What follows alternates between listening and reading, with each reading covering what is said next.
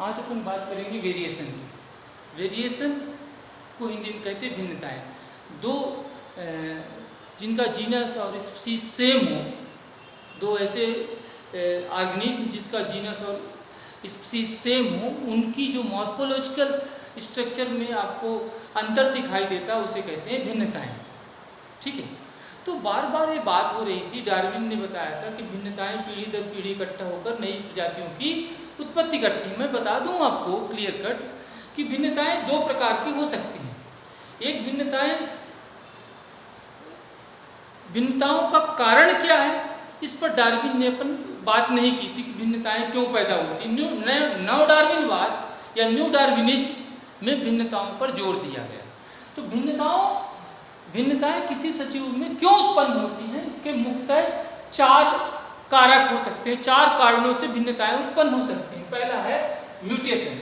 Mutation की बात करूं, किसी भी सजीव में के अचानक जीन की संरचना या डीएनए की संरचना में परिवर्तन को म्यूटेशन कहते हैं। एक बात और क्लियर कह दूं आपसे कि म्यूटेशन सोमैटिक कोशिका में भी हो सकता है, और वो सोमैटिक कोशिका में होने वाला म्यूटेशन केवल उसी पीढ़ी के जीव में रहता है। लेकिन यदि मैं आपसे बात करूं, यदि वो म्यूटेशन कहाँ है, गैमीट में हुआ है, ठीक है, स्पर्म या एग में हुआ है, तो वह पीढ़ी दर पीढ़ी दूसरी पीढ़ी में भी भिन्नताएं जाती हैं। मतलब आपने बात समझ लिया कि भिन्नताओं का एक प्रमुख कारण है म्यूटेशन। ठीक है, यदि म्यूटेशन सोमैटिक कोशिका में हुआ तो केवल और केवल उसी जनरेशन के जीव में भिन्नताएं देखने को मिलेगी। लेकिन यदि गैमीट में म्यूटेशन हुआ तो अगली पीढ़ी के सजीव में भी भिन्नताएं देखने को मिलेंगी। म्यूटेशन के मुख्यतः दो प्रकार हैं, chromosomal mutation and gene mutation. Chromosomal में दो की बात होगी, न्यूमेरिकल चेंज और स्ट्रक्चरल चेंज। न्यूमेरिकल चेंज मतलब क्रोमोसोम की संख्या में परिवर्तन, जिसे आपने पढ़ा अच्छी तरीके से, जिसे प्लॉइडी कहते हैं, और जिसके दो प्रकार पढ़े आपने, एन्यूप्लॉइडी और यूप्लॉइडी। ठीक है, क्लियर ना?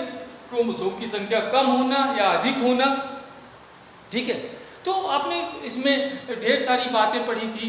क्लिनिक-फ्रेंडल सिंड्रोम मनुष्य में पाया जाता है, टर्नर सिंड्रोम, ठीक है, डाउन सिंड्रोम, एडवर्ड सिंड्रोम। तो इस प्रकार आपको भिन्नताएं क्रोमोसोम की संख्या में परिवर्तन होने से सजीव में दिखाई दे सकती है। दूसरा है स्ट्रक्चरल चेंज। स्ट्रक्चरल चेंज में आपको मैं किसी दिन बताऊंगा, लेकिन ये महत्वपूर्ण बात है। स्ट्रक्चरल चेंज में जो मैं बोल रहा हूँ उसे सुने। डिलीशन, फर्स्ट है डिलीशन, मतलब क्रोमोसोम का कोई पार्ट डिलीट हो जाए। फिर है डुप्लीकेशन, मतलब क्रोमोसोम का कोई पार्ट में की डुप्लीकेसी हो। फिर ट्रांसलोकेशन एंड ट्रांसवर्सन। क्या क्या चार प्रकार हैं इसमें स्ट्रक्चरल चेंज में? डिलीशन, दूसरा है डुप्लीकेशन, फिर है ट्रांसलोकेशन, और लास्ट में है ट्रांसवर्जन, इन्वर्जन। ठीक है, क्लियर है? अब मैं बात करता हूँ रिकॉम्बिनेशन। रिकॉम्बिनेशन में आपने पढ़ा है क्रॉसिंग ओवर। क्रॉसिंग ओवर के कारण सजीवों की जो मॉर्फोलॉजी है, सजीवों की मॉर्फोलॉजी में आपको अंतर दिखाई देता है, अर्थात भिन्नताओं का एक महत्वपूर्ण कारण रिकॉम्बिनेशन या क्रॉसिंग ओवर है। फिर बात करूँ जेनेटिकल ड्रिफ्ट, तो जेनेटिकल ड्रिफ्ट को आप ध्यान से समझें। यदि मैं आपसे कहूँ कि बता दिया कि पॉपुलेशन को हिंदी में कहते हैं जनसंख्या। किसी एक निश्चित भूभाग में उपस्थित सजीवों की संख्या को पॉपुलेशन कहते हैं। तो पॉपुलेशन, जितने भी वहाँ पर विभिन्न प्रकार की प्रजातियाँ रहती हैं एक निश्चित भूभाग में, उनके समस्त जीन को कहते हैं जीन पूल। किसी भी पॉपुलेशन में उपस्थित संपूर्ण सजीव के जीन की संख्या को जीन पूल कहते हैं। ठीक है, अब मान लीजिए वातावरण में परिवर्तन होता है तो सजीव की संख्या कम या अधिक होती है, तो जीन पूल की आवृत्ति में भी परिवर्तन होता है। तो वातावरण में परिवर्तन होने से किसी भी पॉपुलेशन के जीन पूल में परिवर्तन को जेनेटिकल ड्रिफ्ट कहते हैं। ठीक है, क्लियर है? फिर लास्ट में माइग्रेशन। आप जानते हैं माइग्रेशन तो इस समय कोरोना के संकट काल में आपने सुना होगा, माइग्रेटरी लेबर कहलाते हैं। तो माइग्रेशन क्या है? किसी एक निश्चित भूभाग में नए प्रकार के सजीवों का आना ये कहलाता है माइग्रेशन।